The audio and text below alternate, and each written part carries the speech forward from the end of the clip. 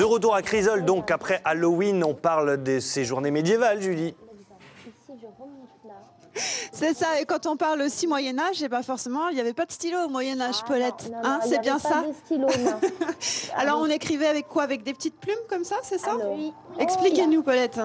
Alors, au Moyen-Âge, non. Au Moyen-Âge, on a commencé par les calames, parce qu'on écrivait au calame sur du papyrus. Les calames, c'est ça? C'est ça. Donc, c'est ce que des vous avez dans la morceaux main. de bambou et de roseau.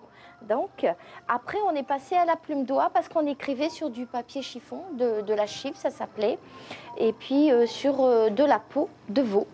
D'accord, donc les enfants s'initient ici à l'écriture médiévale en plus. Voilà, ici, on essaye d'écrire son prénom en écriture médiévale. Mais l'écriture médiévale, comme les enfants ils s'en aperçoivent, c'est notre écriture ressemble à celle du Moyen-Âge. D'accord.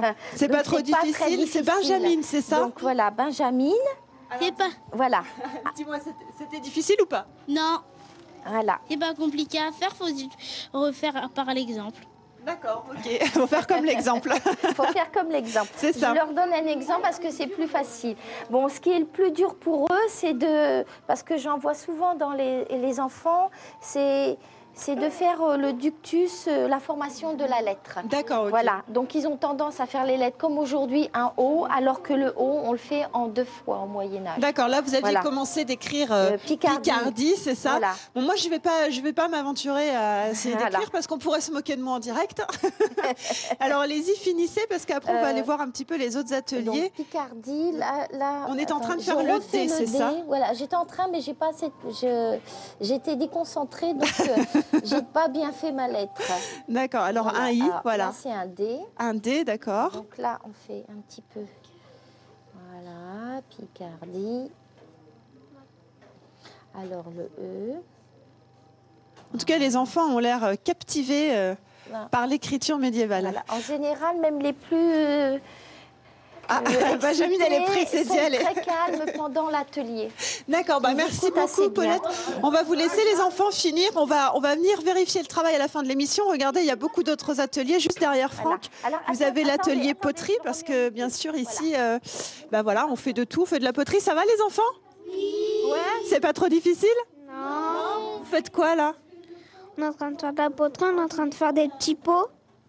Des petits pots pour boire le jus de pomme? Oui. Ouais. Merci beaucoup. Allez, venez. Franck, je vais t'emmener parce qu'on a tellement de choses à vous montrer. On n'a pas assez de temps. Il nous aurait fallu une émission complète. On va passer du côté de la cuisine. Et on vous l'a dit, ce week-end, c'est la fête du cidre et de la châtaigne. Alors, on ne pouvait pas faire autrement que de vous montrer la cuisson des châtaignes avec Isabelle. Bonjour. Bonjour. Alors, vous m'avez dit, c'est très important de le dire, ce sont les châtaignes du parc. Oui, ça, je tenais à le dire. C'est les châtaignes qui sont exclusivement... Enfin, c'est juste celles qui sont chez nous. Alors donc des produits naturels que l'on prend, que l'on va ramasser nous-mêmes pendant notre... Voilà. Forcément, c'est meilleur. C'est de chez nous, c'est meilleur. Oui, peut-être, oui. On n'est pas chauvin. Non, alors, expliquez-nous, pour faire cuire des châtaignes, comment on fait? Alors, il y a une petite technique avant. Une petite technique. Alors, on prend les châtaignes, qu'on va prendre un couteau. On va les fendre, mais juste un petit peu, pas les ouvrir. C'est très important. On va juste les couper un petit peu. C'est pour que ça cuise mieux? Ça cuise mieux, que ça éclate moins aussi. Il faut que ça éclate un petit peu, mais pas beaucoup. Voilà. Enfin, je ne sais pas si on entend ici à la télé, mais nous, ici, on entend des pouf pouf. Pour vous montrer. Alors, on vous le met dans une poêle spécifique, alors une poêle à trous, tout bêtement, pour faire spécialement les châtaignes. On attend, il faut une dizaine de minutes à peu près pour que ça... Oui, c'est normal, c'est normal. Une dizaine de minutes à peu près pour que ça cuise. Et après, on a la bonne odeur, on a le goût, on a plein de choses. Voilà. Les châtaignes, ça annonce un peu l'automne, l'hiver, c'est ça? C'est le début de... Peut-être pas encore l'hiver, mais le début de l'automne, oui. C'est comme... voilà, c'est comme les noix.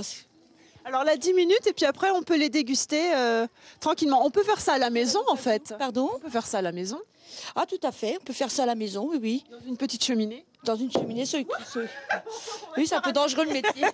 On va se faire attaquer par les châtaignes. Merci Isabelle. On va vous laisser finir tranquillement. Et puis nous, voilà, on va se quitter sur ces images. On se retrouve dans quelques instants. Thibaut, voilà, pour le mot de la fin. Et vous allez voir, on garde un petit peu de temps parce qu'on voudrait vous faire goûter le pain à travers la caméra. Je voulais juste savoir comment ça fait une châtaigne qui explose. Elle m'entend. Non, elle m'entend pas, c'est pas grave. Je me demandais comment ça faisait le bruit d'une châtaigne qui explose. Ça fait...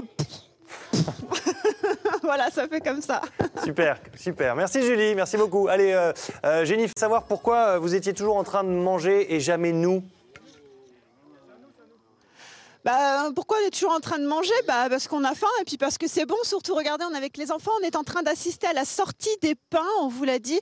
On va déguster. Voilà, Chantal est en train de leur en couper un petit morceau pour faire goûter aux enfants. On a notre petit jus de pomme qu'on a vu au début de l'émission. Regardez, super. Vous l'avez goûté, les enfants? Tu veux goûter?